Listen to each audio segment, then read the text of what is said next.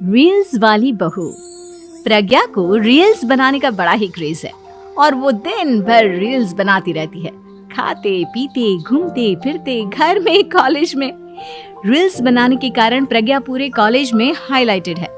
जहां उसकी रील्स सभी को पसंद आते हैं, वहीं मनीषा चिंता में डूबी रहती है। एक रोज जब खाते हुए प्रज्ञा रील्स बना रही होती है, तब मनीषा कहती है, 1 मिनट भी चैन नहीं है इस लड़की को। ये नहीं कि खाना तो आराम से खा ले, लेकिन नहीं, अरे थोड़ी देर रील्स नहीं बनाओगी तो आसमान नहीं टूट पड़ेगा। अरे मम्मी, इसी को तो कहते हैं डिटर्मिनेशन। तुम नहीं समझोगी ये सब। भगवान, इस लड़की को सद्बुद्धि दे। जब देखो तब टेढ़ा बाका मुंह बनाती रहती है। मनीषा की बात का प्रज्ञा पर जरा भी असर नहीं होता और वो खाते खाते रील्स बनाती रहती है। दिन बीतने लगते हैं और देखते देखते प्रज्ञा का कॉलेज भी खत्म हो जाता है।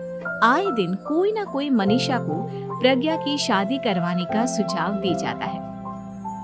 सब ठीक ही कहते हैं, प्रज्ञा की शादी कर देनी चाहिए। अपने घर के काम काज में व्यस्त हो जाएगी तो खुद ही ये रील्स और नाच गाना बंद हो जाएगा।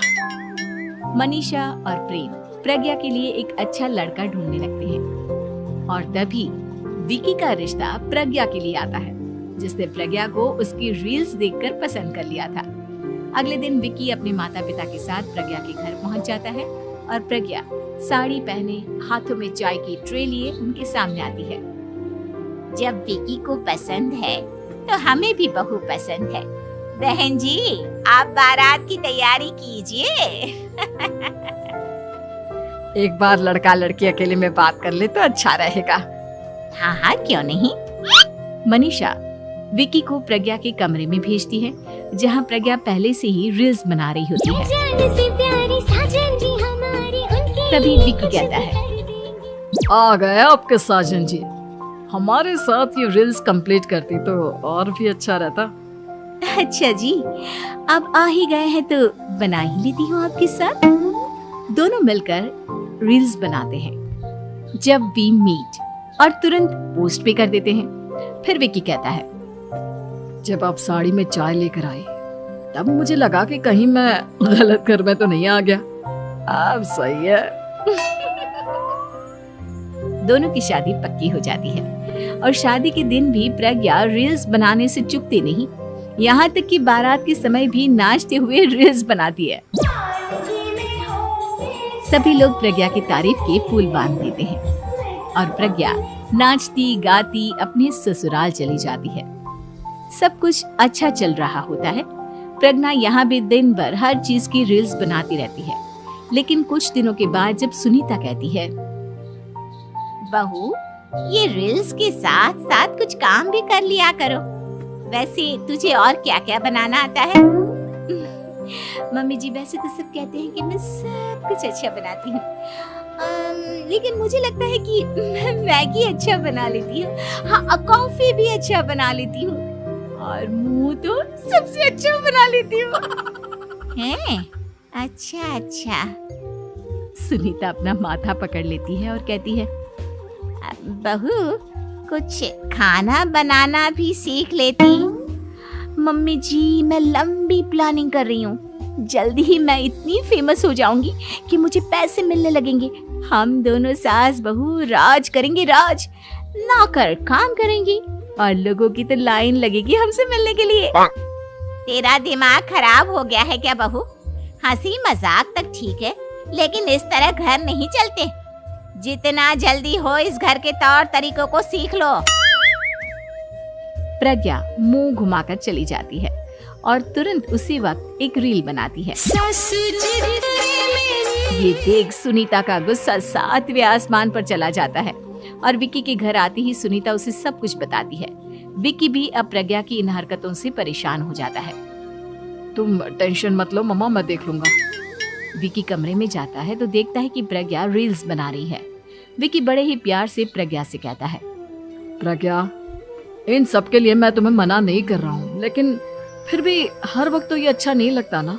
समझने की कोशिश करो, मुझे भी तुम्हारा थोड़ा वक्त चाहिए। मैं जब ऑफिस से आता हूँ तो मुझे समय देने की जगह इसी में लगी रहती है। तुम ज्यादा ही सोच रहे हो। तुम भी मेरे साथ रील्स बनाओ ना, तुम्हें भी बहुत अच्छा लगेगा। तुम्हें इज्जत से कोई बात समझ में नहीं आती क्या?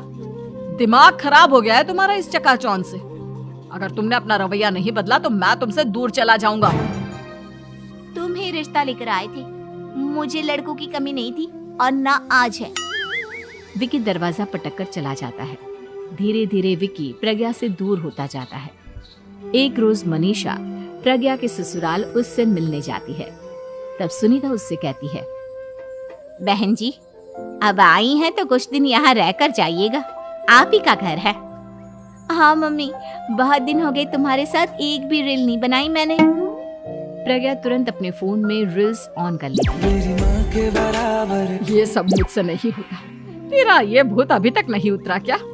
बहन जी, आप कुछ कहती नहीं क्या इसे? जब आप ही कुछ नहीं कर पाई तो मैं कर ही क्या सकती हूँ। सास तो वैसी ही बदनाम है।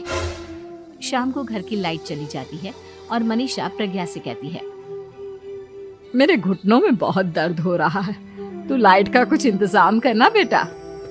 अच्छा, कैंडल जला देती हूँ मम्मा। प्रज्ञा गाते हुए कैंडल जलाती है और खिड़की के पर्दे के पास रख देती है। मनीषा, जिसे बहुत दर्द हो रहा है, वो सो जाती है और प्रज्ञा हमेशा की तरह अपने रील्स में लग जाती है। उधर कैंडल की वजह से पर्दा आग पकड़ लेता है और मनीषा के कमरे में आग लग जाती है।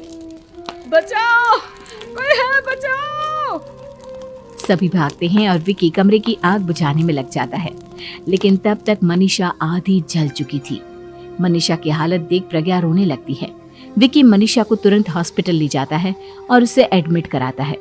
विकी प्रज्ञा से कहता है, देख लिया ना, तुम्हारे इस नाच गाने की वजह से आज तुम्हारी माँ की जान जाते जाते रह गई। अब पता नहीं तुम और क्या चाहती हो। उधर डॉक्टर कहते हैं, इनकी हालत बहुत नाजुक है, आधे से ज्यादा जल चुकी है। प्रज्ञा रोती हुई मंदिर में जाती है और भगवान के आगे जाकर कहती है, भगवान, मेरी माँ को ठीक कर दो। मैं कसम खाती हूँ, हाथ से ये रील्स बनाना छोड़ दूंगी। बस मुझे मेरी माँ वापस मिल जाए। 2 दिन बीत जाते हैं और मनीषा खतरे से बाहर आ जाती है। पेशेंट अब ठीक है, आप लोग उनसे मिल सकते हो।